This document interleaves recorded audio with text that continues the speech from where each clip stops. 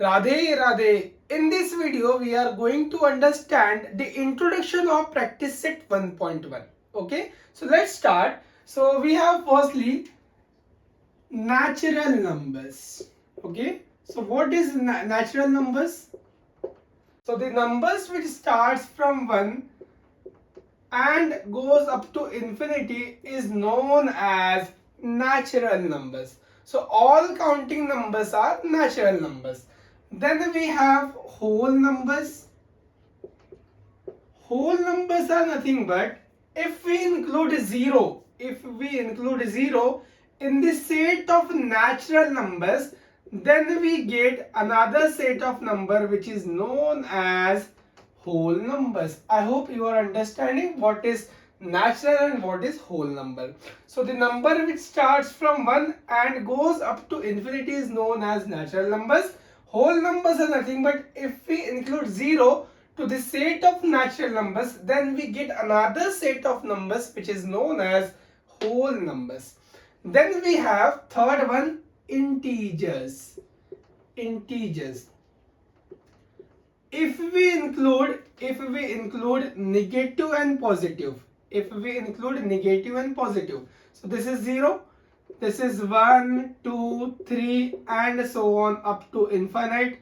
Then we have left hand side -1, -2, -3 up to minus infinity. Okay, so let's see the definition of integer.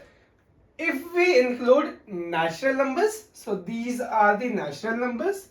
If we include natural numbers and negative of natural numbers, so these numbers are negative of natural numbers, along with 0. Okay, so integers are the combination of natural numbers, negative of natural numbers along with 0. Then we have fractions. So fractions represent the part of a whole, like 3/4. So 3/4 is fraction.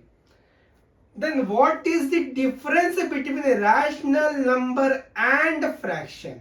So my question is, what is the difference between rational number and fraction? Rational number, we can write rational number as 3/4 as well. So 3/4 is fraction and 3/4 is rational.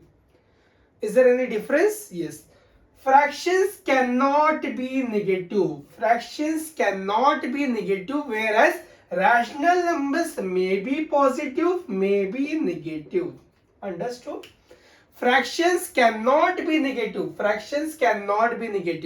But if we have negative part, then we can say that such numbers are known as rational numbers. Any number which can be represented in the form of p by q, where q is not equal to 0, p and q are integers. So this is the definition of rational number. I hope you understood what are the type of numbers. So we have natural number, whole number, integers, fractions and a rational number. Okay.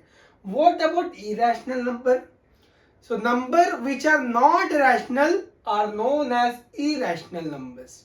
Okay. If we have root 3, irrational number. If we have root 3,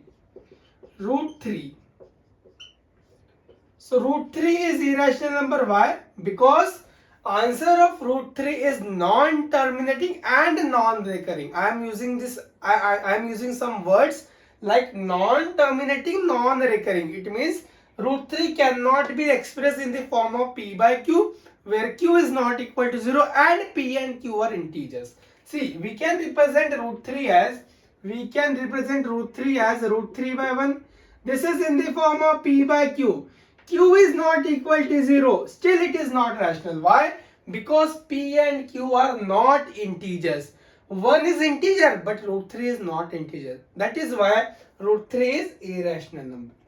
Now we have another topic which is representation of rational number on number line. So this is totally based on exercise 1.1. We have questions on representation of rational numbers. See how to represent rational numbers on number line. Now, if we have 3 by 4 and we have to represent 3 by 4 on number line. So firstly draw the number line. So I am drawing here the number line. Now after drawing number line, mark the numbers. So this is 0, this is 1, this is 2, this is 3 and this is 4 and so on. I am marking up to 4 only.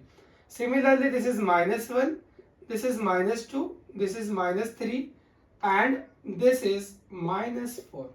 See, just remember the distance between two numbers should be same. So mark scale over here and place points like this is 0, this is 1, this is 2, this is 3 and so on. Understood? So we have drawn here number line. Now we have to represent 3 by 4. See the denominator. This is numerator, this is numerator and this is denominator.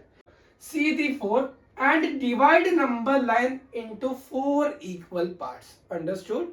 See the denominator, accordingly divide the number line into that equal parts. So we have 4 in the denominator, so we'll divide number line into 4 equal parts. So let's divide into 4 equal parts. This is first, second, third and this is 4. This is first part, this is second part, this is third and this is 4. Okay? 1, 2, 3 and this is 4. 1, 2, 3, this is 4. 1, 2, 3 and this is 4. Similarly, 1, 2, 3, 4. 1, 2, 3, 4. 1, 2, 3, 4. 1, 2, 3, 1, 2, 3 and this is 4. So we have divided number line into 4 equal parts. See, all the parts should be equal.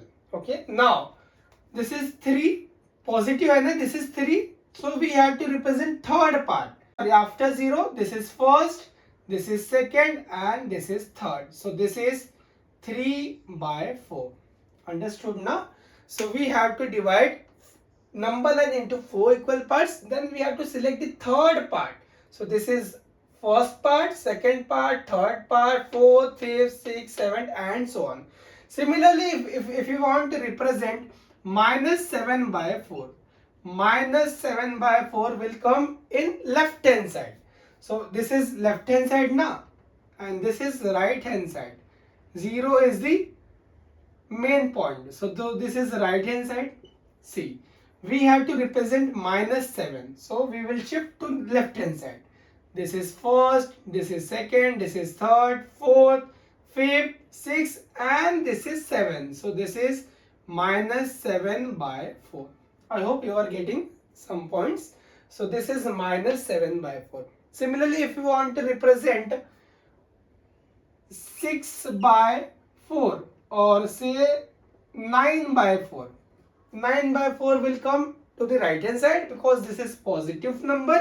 So let's say this is 0, 1, 2, 3, 4, 5, 6, 7, 8. This is 9. So this is 9 by 4.